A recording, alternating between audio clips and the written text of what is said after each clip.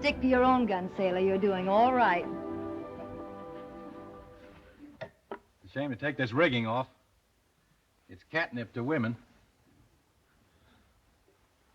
Can you imagine a kid with a home like this and all the money in the world going to school for 4 years? They'll wind up with $150 a month as a seagoing bellhop. I guess it's all in the way you look at it, Raj. I don't know. Some people aren't interested in just money. Listen, there was an old professor at Harvard or someplace had the right slant on life. He told his class, gentlemen, no matter how gifted or capable you may be, there's one definite shortcut to success in life. Marry the boss's daughter. Now, there's common sense for you. Yeah, they got another name for it in the Navy. Here, why don't you sleep in it? Aye, aye, sir.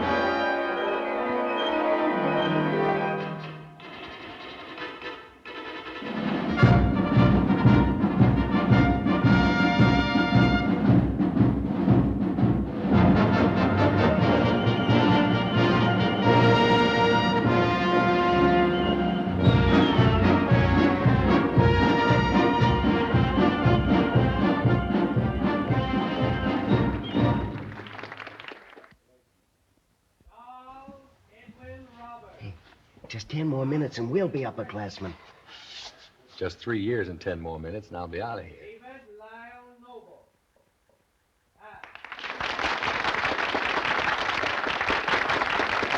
I propose a cheer for those we leave behind us. Hip, hip. Hooray!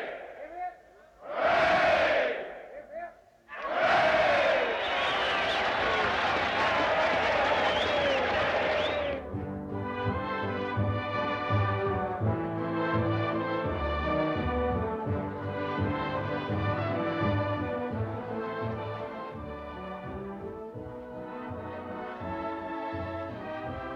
Just how many uniforms do you have, Mr. Cross? How What? many uniforms have you? Oh, 5. 5 uniforms. Oh, I'm so thrilled, really. It's not at all the thing I imagined sailors doing. It's really quite splendid. Don't you think so, Admiral? But Mrs. Gates, You must meet my son. You Navy men have so much in common, Admiral. Think of it, both of you officers in the same Navy. Where is your son serving, Mrs. Gates? On what ship? Oh, he's not on a ship yet.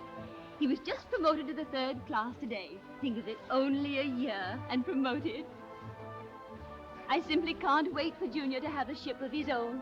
Imagine the jolly times together, weekends, sailing about on a battleship. You look so young to be an admiral. I thought it took years and years. But Mrs. Gates, I'm not an admiral. I'm a second lieutenant in the Marine Corps. Oh, well, never mind. You'll be promoted someday, too.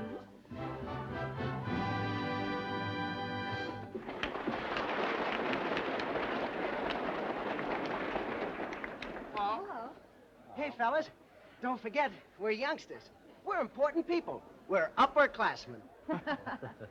Would it be unladylike of me, Mr. Cross, to suggest to an upperclassman that I've never seen the Japanese bell? Well, this bell, is that so? I'll take you, lady. I'll even ring it for you. Well, thank you, but Mr. Cross asked me first. Oh, yeah. Goodbye. Can you imagine wasting a full moon on truck?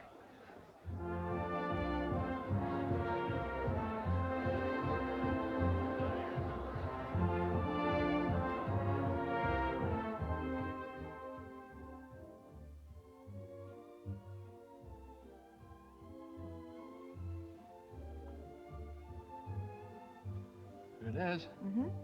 Emperor of Japan gave it to Admiral Perry. How interesting. We only ring it when the Navy beats the Army in football, and then Every man that plays in the game has the honor of bringing Navy's total scores, eh?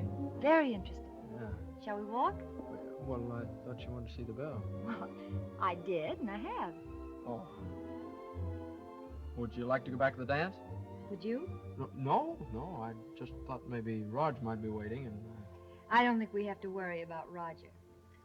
No, I guess not. Rog usually gets what he wants. And you? Me? Oh, I don't know. I usually get second best, I guess. I'm not so lucky.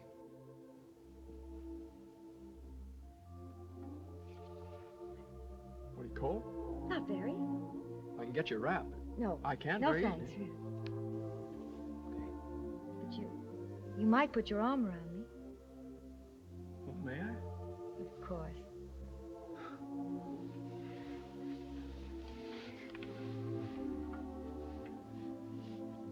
This is better than dancing.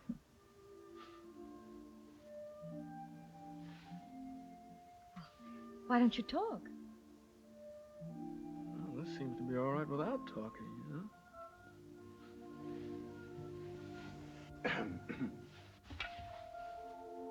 Midshipman Cross, Yeah? will you please report the officer of the watch? Oh, all right. Look, I'm sorry. I'll be right back. All right, I'll wait. Will you?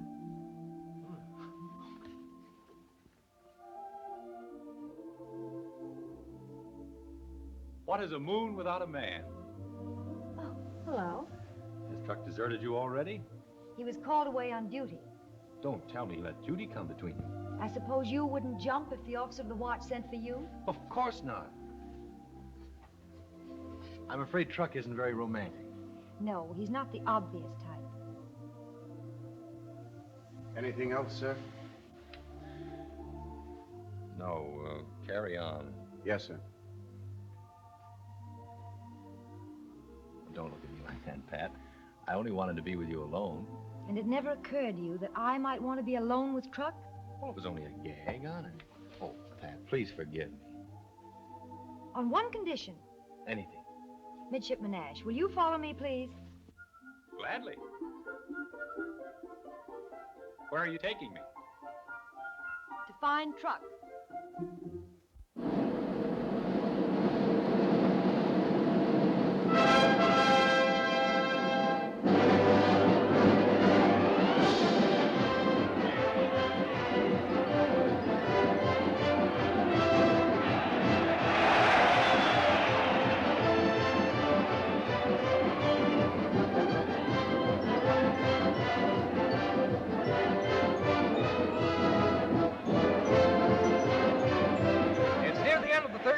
Navy 12, William and Mary nothing. And here comes W&M out of the huddle, up to the line of scrimmage. Johnson takes it, fades back for a pass.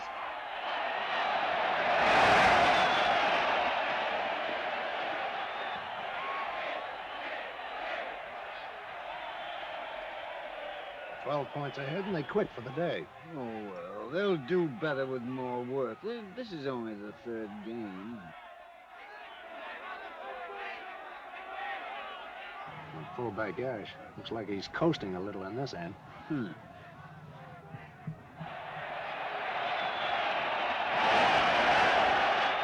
Hey, fumble, I'm on. I saw it. Looks like Fallon was hurt on that play. A lot of fire in here. I notice you haven't used Gates this year. Too small. I like him bigger and tougher. Yes, and fat-headed. Why, that boy Gates is the spark plug of the plebe team. He'd fire that gang up out there.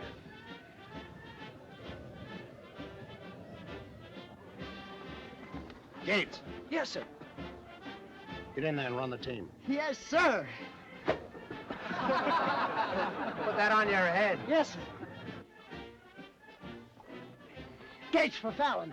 Gates for Fallon. Junior to the rescue.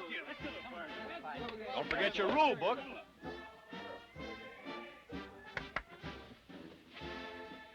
Eight-A formation. Outside tackle. Up.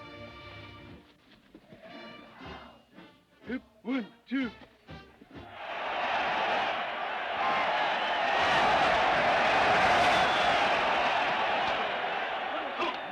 Nice tackle, old man. There you are. Gates just made 8 yards. Yes, and Ash missed that end again. You don't have to explain the game to me, Mr. Milton. I'm looking at it. Attaboy, Pee Wee, make him fight. All right, Golden Streak, you better start streaking before you wind up on the bench. Okay, I've done my work for the day. Let's see you do something. Formation B, pass 3. Let's go!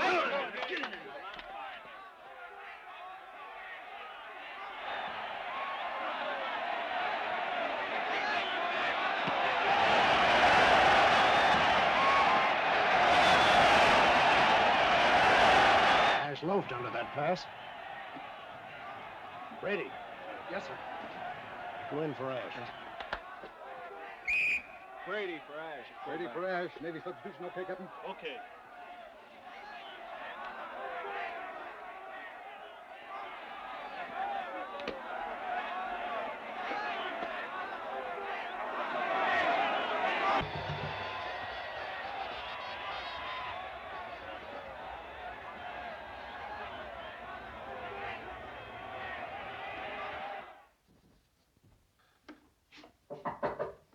Come in.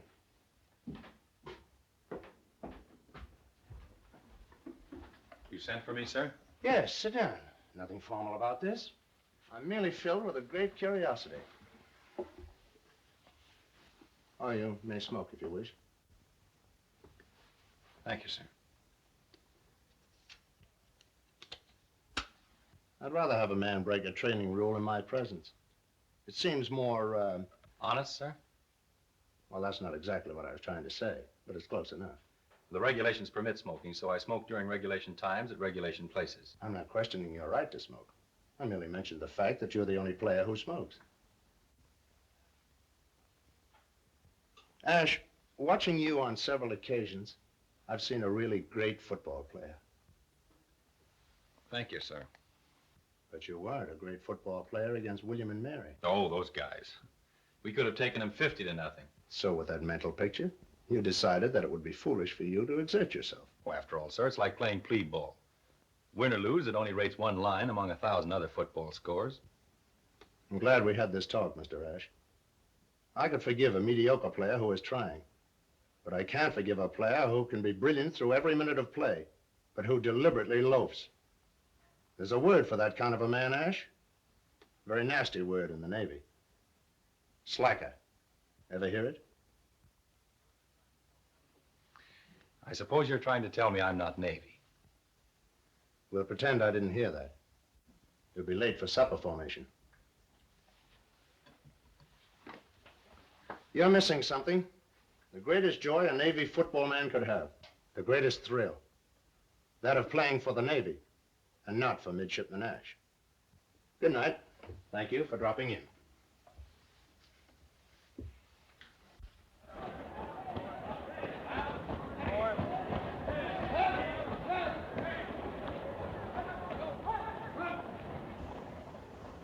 Ash is missing. I'll take a chance. I'll report him present. Well, don't be a fool. That's a Class A offense. It'll build you sure.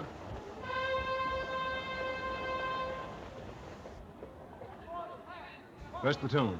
Ash Roger, 3rd class, absent without leave, sir.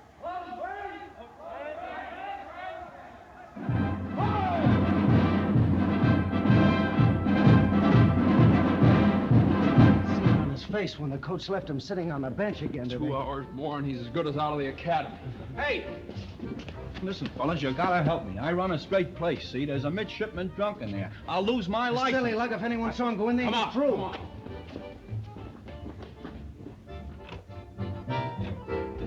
So live and breathe. It's old truck and little Pee Wee off the reservation. Hey, you guys, don't you know it's against the regulations to come into a joint like this? Come on, get out of there. Don't you realize you're AWOL? Mr. Cross, I don't like your attitude. Come on, you sap.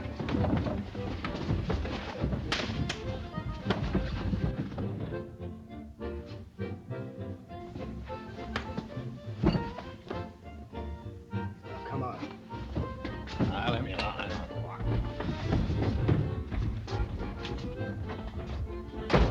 Let me alone. Haven't you heard? Mr. Ash isn't Navy. Come on, Rod. Good evening, gentlemen. Have you an explanation? Well, sir? Well, you see, sir... Mr. Ash, you were absent from supper formation. Oh, sorry to keep you lads waiting. Oh, good evening, Coach. Good evening, Captain Dawes. Do you know that Mr. Ash is absent without leave? Didn't you get permission to dine out tonight? That's serious. Very serious. Class A offense, unless they've monkeyed with the regulations again. Do I understand, sir, that these gentlemen dined with you? I invited these gentlemen to dine with me. Since when has an officer been forced to account for his invitation, sir? No offense, sir. I apologize for the question. Good evening, sir. Good evening, Milton. I don't know why you did it, sir, but we'll never forget it. Am I to stand around and see a Navy team shot simply because one man makes a fool of himself? Besides, I told the strict truth. I did invite you gentlemen to dine with me, didn't I? Yes, sir. It's fortunate that Mr. Milton didn't ask me if I invited you to dine with me tonight. Well, good evening, gentlemen. Not a bad old guy. Wonder to me, bothered to save your hide. I don't need any saving. Not as long as Navy needs a big league fullback.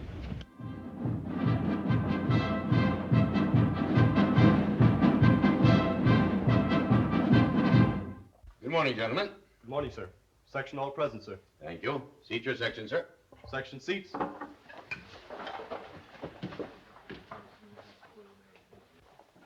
Now for the bedtime story about what happens to little middies who forget to duck. As you know, gentlemen, the recitation this morning touches upon responsibilities of a commanding officer. In time of stress and crisis, the conduct of the commanding officer is the difference between salvation and disaster. I'm reminded of the story of an officer, I regret to say a graduate of this academy, who ruined a brilliant career by one lapse from the straight path of duty. Shortly after the war, this officer was in command of a destroyer attached to the fleet. One night, returning from maneuvers, they were running along a treacherous stretch of coast. He had gone to his cabin. On the bridge, the navigator pored over his charts. Suddenly, this officer appeared. He was unsteady on his feet. He ordered immediate change of course. A few minutes later, the ship piled up on a reef. Only the greatest coordination and discipline prevented the loss of every life aboard. The navigator was among those killed, but this officer survived the disaster and was tried by court-martial. He stubbornly refused to offer the slightest defense. He was convicted, and his name stricken from the rolls of the Navy. There is one very good rule of seamanship, which is really the moral of this story, and that is up anchor, down court. Just a minute, sir. If you're insinuating that that officer was drunk on duty, it's a lie. Did I hear you distinctly, Mr. Cross? You heard me quite distinctly, sir. I said that your story is a lie.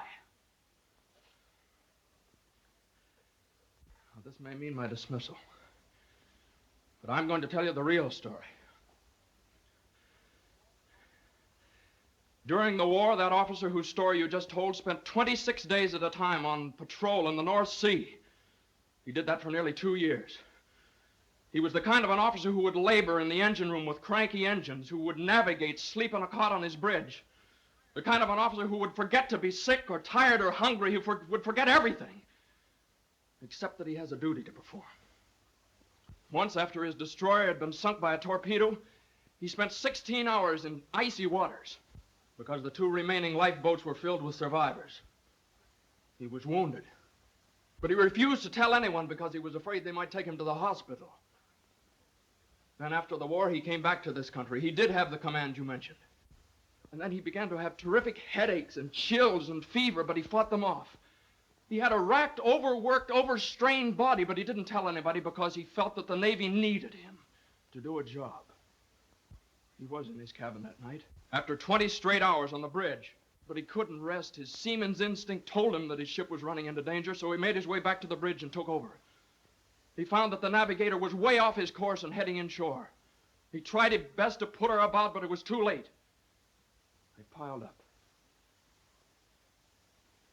So he was tried by court-martial. But he wouldn't defend himself because the blame would have fallen on the navigator, and the navigator was dead. So he took the blame, and they dismissed him from the service. When they threw him out, he didn't complain of his broken body. He didn't moan because he got no retired pay. And he had nothing, hardly enough to eat.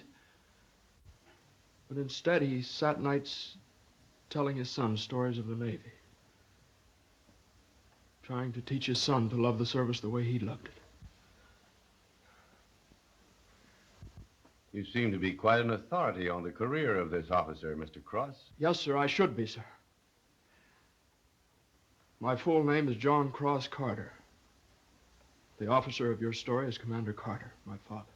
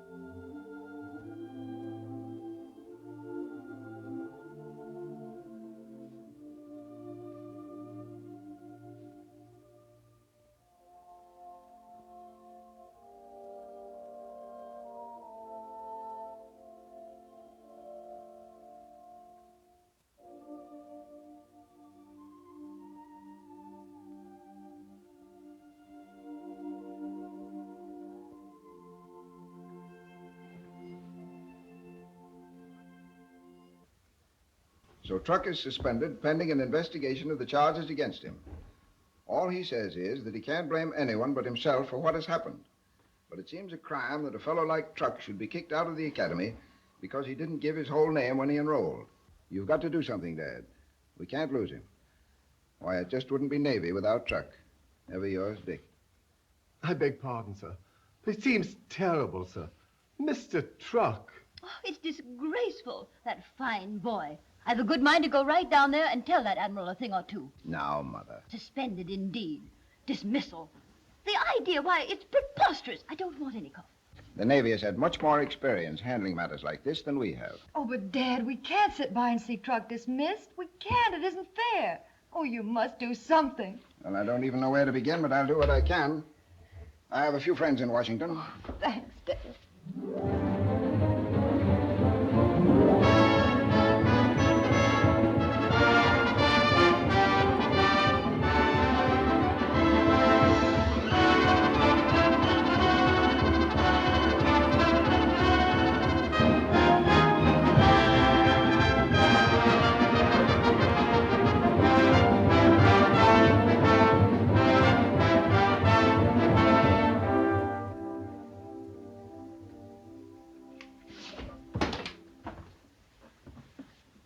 I can't keep my mind on this calculus business either.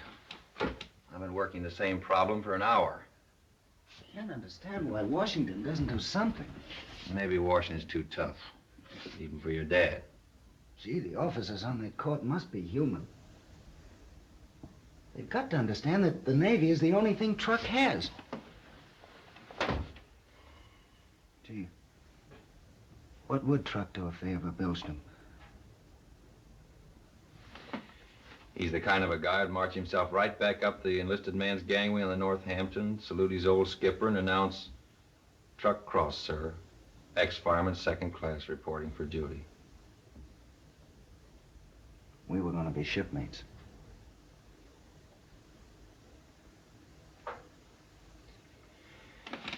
I think I'll go over to the library. Maybe Truck's over there. Wait a minute, I'll go over. You better stay here in case I miss him.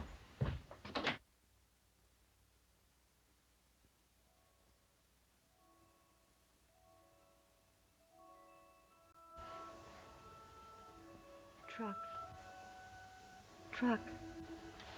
Pat, hello. I had to see you.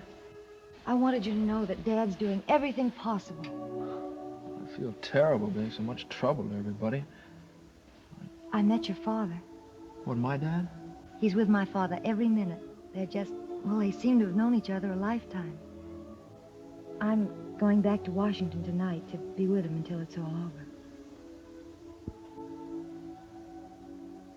Truck, I want you to know that no matter what happens, it won't make any difference to